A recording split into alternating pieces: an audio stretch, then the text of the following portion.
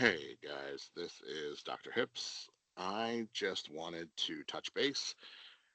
So unfortunately, we missed class on Wednesday. I ended up having a medical situation and had to go to the emergency room, so I wasn't able to be in class, but I wanted to make sure that you guys still got the content from class on Wednesday.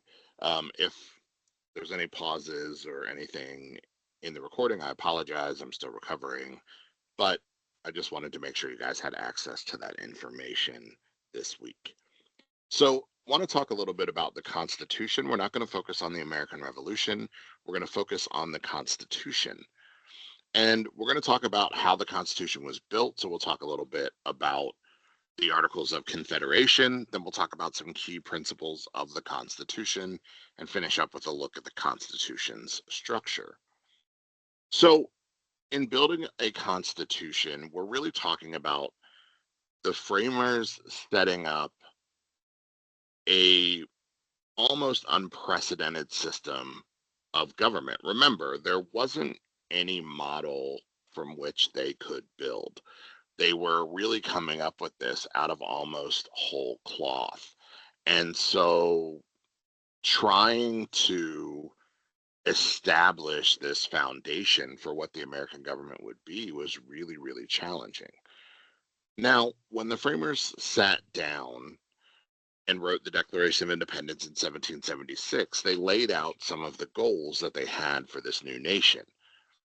And they looked at things like liberty and the pursuit of happiness and due process. And they had promised a system of government that would promote all of those ideals. It would be committed to liberty, it would be committed to equality, it would be committed to the protection of individual rights. And so they were determined to write a constitution or a document that lays out what the government can and cannot do that would turn these broad ideas into actual principles by which this new government would operate. So, our first attempt at a constitution were the Articles of Confederation. They were ratified in 1781 and they created a loose league of friendship among 13 sovereign states that had been created after the Declaration of Independence. It established a weak central government that managed the Revolutionary War, negotiated the Treaty of Paris, and passed the Northwest Ordinance. It was ultimately replaced in 1789 due to its inability to levy taxes or regulate commerce. Now, the purpose of the Articles of Confederation was to create a unified framework for our new nation while still preserving state level sovereignty and independence. Remember, we were really, really wary. We had just come from a king. And so we were nervous about power being concentrated in the hands of a single person or even a small group of people. The problem was the federal government could not tax, they couldn't regulate trade, they could not really enforce laws. There was no executive branch to help lead the nation, and there was no judiciary or court system to help solve disputes. It also required all 13 states to agree to make any change to the Constitution. You needed unanimous consent. That was a really challenging thing to do. Now, it is important to note that the federal government was not without power. Congress could declare war, negotiate alliances, handle foreign affairs, manage relationships with Native Americans, and coin money. However, states retained all of the powers that were not written down as belonging to Congress. So they were able to levy their own taxes, they could regulate their own trade, they could maintain their own armies and militias. The problem is, if you're trying to operate a unified nation, every state can't operate independently and do its own thing. Ultimately, the failure to manage national debt, resolve trade disputes, and to handle internal uprisings, like Shays' Rebellion, which we'll talk about in a moment, demonstrated the need for a stronger central government and ultimately led to the Constitutional Convention of 1787. Now, why then did the Articles of Confederation fail? Well, The biggest issue was the national government just did not have sufficient power to run a new nation. We couldn't raise an army. The national government couldn't collect taxes. There was no court system to settle disputes. And so when the states didn't get along, they just did whatever they wanted. They made their own money. They would tax people from other states at different rates than they would tax people from their own states. But the most pressing issue that ends up being the nail in the coffin of the Articles of Confederation were Shays' Rebellion. Shays' Rebellion were a series of violent protests and armed uprisings in western Massachusetts from August 1786 to about February of 1787. It was led primarily by debt-ridden farmers and Revolutionary War veterans who were outraged by aggressive tax collection and property foreclosures. Post-war Massachusetts had faced a really bad recession, and there was a scarcity of actual money. A lot of the farmers from Massachusetts were Continental Army soldiers who had never been compensated or paid for their services. The state legislature at the same time, and it didn't help that this state legislature was dominated by Eastern merchant elites or wealthy people, imposed really heavy taxes having to be paid in gold and silver to pay off the state's war debts. When farmers were unable to pay those taxes, they had their land seized or they were thrown into debtor's prison. The colonists, or at this time, the members of these states did not like that aggressive taxation. And so the farmers revolted. When this unrest happened, the states were pumped. They were like, finally, Massachusetts is like, we're going to show everybody what we can do. And so they go to Congress and say, well, we need money and militia members to come defend Massachusetts. And the rest of the states sort of tell Massachusetts, that sounds like a you problem, not a us problem. And they refuse to send troops into the states. The impact of this is significant. The inability of Massachusetts government to put down the rebellion and Congress's unwillingness to even get involved exposed a fatal weakness of the Articles of Confederation. It showed that it lacked the power to raise a national army or manage the country's finances. This unrest really alarmed George Washington and James Madison, convincing them, a direction they were already moving in, but convincing them that stronger central government was necessary to maintain national order. Additionally, the framers of the Constitution realized that if this uprising could happen in Massachusetts, it could happen everywhere else. And there was a real fear of anarchy that was the primary driver for the 1787 Constitutional Convention in Philadelphia, where the Constitution that we have today was ratified. Ultimately, Massachusetts enacted debt relief laws, and the governor was voted out in favor of a more responsive governor to the people.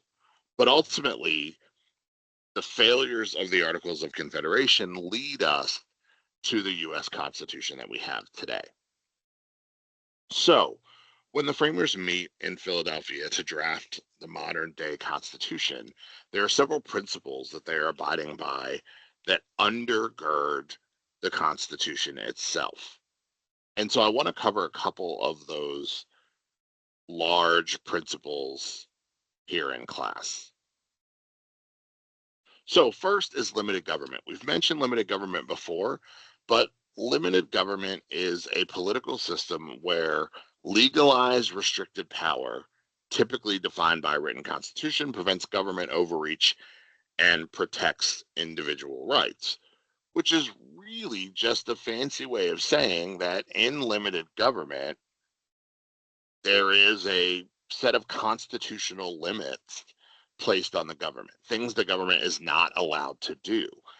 These rules and regulations, these things they can and can't do, are spelled out in the law. This also allows for the protection of individual rights. The idea is basically that limited government fosters economic freedom. It protects private property. It encourages individual initiative. In practice, it kind of operates through various government mechanisms like judicial review, which we'll talk about in a couple weeks, but is the idea that the courts can declare a law unconstitutional, basically inferring that the government is overstepping its constitutional boundaries. Next up is the principle of popular sovereignty. Popular sovereignty is the idea that a government's power comes from the people. Ultimately, the people hold ultimate authority and they give their permission for rulers and institutions to govern. So, key ideas are that power comes from the consent of the governed. Government is created by the people and is only legitimate if it operates with the people's permission and consent. Elected authorities are also accountable and expected to act in the best interest of their constituencies or the people that they serve. These accountability measures manifest through elections, term limits, or even impeachment and removal from office. We also recognize with popular sovereignty that there's a constitution and that the constitution can only be changed through the appropriate mechanisms spelled out in the law. And finally, it's the idea of self-governance, that the people ultimately are responsible for the systems of government that they have. This is a really important point because at its core, what it really means is we as a nation have exactly the government that we deserve to have because we have exactly the government that we allow there to be. The next key principle is federalism. Federalism is simply a system of government that divides power between a national or central government and sort of smaller regional or local governments. Both levels have certain powers, both levels have authority. But what's most important about federalism is that power is divided between the state and the federal government. The powers that the states have and the powers that the federal government has are laid out in a written constitution. And we as citizens have dual sovereignty, meaning you are a citizen not just of the United States, but also of the state that you reside in. So you have rights, responsibilities, and obligations to the nation, but you also have rights, responsibilities, and obligations to your state. Next up is the separation of powers. This is that fundamental principle that divides the government into three distinct branches: the executive branch, the legislative branch, and the judicial branch. All right, the legislative branch typically is the branch that makes law. This is Congress. The executive branch is the branch that executes or carries out law. That's the president. And the judicial branch is the branch that interprets law. This is the courts. So we have three distinct branches of government who each have their own distinct sets of powers. However, the system is set up in a way where every branch of government is necessary for the government to function effectively. You need all three branches to effectively make policy. You need all three branches to effectively navigate crisis that happens in the United States. The final principle is the principle of checks and balances. This is the constitutional system that prevents any single branch, the legislative, executive, or judicial, from gaining too much power. The system is set up in a way that requires each branch of government to share some of their powers with other branches of government. This diagram here kind of illustrates that. So the president, their job is to enforce the law. All right, so their job is to enforce the law. However, they can do that in ways that also regulate and check the power of other branches. So while the court's job is to interpret the law, the president is responsible for appointing judges. They also have the ability to pardon or forgive people for crimes that the courts have convicted them of. While the court's job is to interpret the law, They are also able to regulate the behavior and powers of the president and Congress by declaring actions or laws written by the president or Congress as unconstitutional. Finally, Congress, whose job it is to create law, has the power to regulate both the president and Congress the president and the courts through the ability to approve federal judges and to impeach and remove the president. So every branch of government has the ability to check the power of the others. The idea is that if every branch has the power to check one another, no branch will ever be able to get too powerful that they dominate government. The final thing that we're going to tackle today is the US Constitution and the structure of the Constitution. So, when you look at the structure of the Constitution, it's divided into three sections. The preamble to the Constitution, which is the introduction explaining the goals. This is the section that says, "We, the people of the United States, in order to form a more perfect union, do establish justice, ensure domestic tranquility, provide for the common defense, promote the general welfare, and secure the blessings of liberty to ourselves and our posterity, do ordain and establish this Constitution of the United States of America."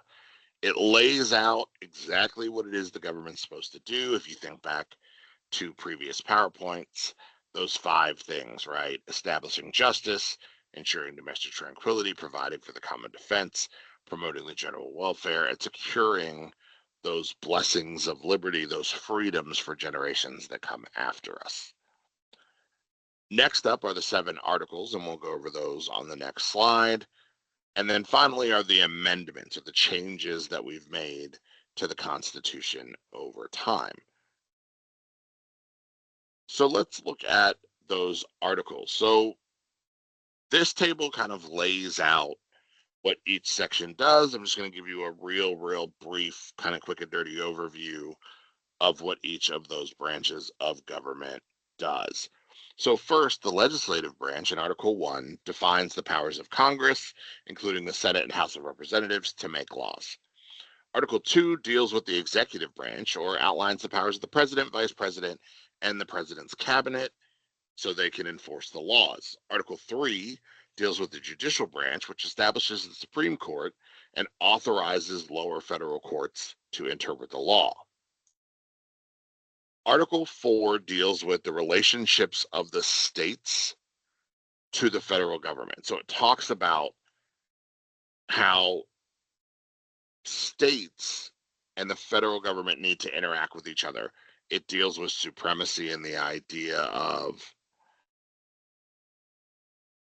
state government being subordinate to federal government, which means state government is sort of one tier below the federal government. Article 5 deals with amending or changing the Constitution. So how do we change the Constitution in the event that we need to add something or take something away? Article 6 deals with the Supremacy Clause, which says the Constitution is the supreme law of the land. So anytime a law conflicts with the Constitution, it is unconstitutional. And finally, Article 7 deals with ratification, or how we actually accept this new Constitution that we've written.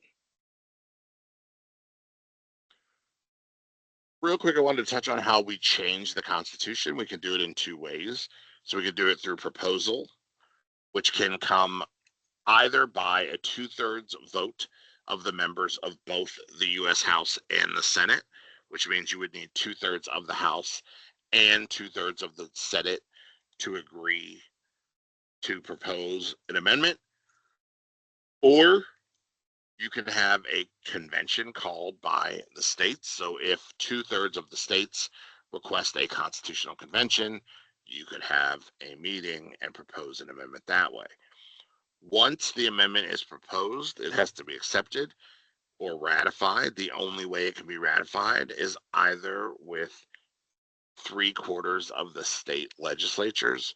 So you basically need, 75% of the states to be able to accept it, or if 75% of the states called state level ratifying conventions, meaning they were going to vote on the Constitution on a state level, then you could have an amendment to the Constitution. We also have the Bill of Rights related to that amendment process. So the Bill of Rights are the first 10 amendments to the Constitution, which guarantee essential liberties and place limits on government power. When the Bill of Rights is introduced, it doesn't really do what it's supposed to do, and that is it's supposed to address the concerns of smaller states. Smaller states were very concerned that larger states were going to really trample on individual rights. And so they wanted a set of protections built into the Constitution that would protect smaller states and thus the average citizen from government tyranny. And so when Congress initially proposed 12 amendments, only 10 of them are ratified in 1791. We ended up ratifying one of those initial 12 in 1992. It became the 27th Amendment. But the Bill of Rights was intended to serve as a protection against individual rights being trampled by the federal government.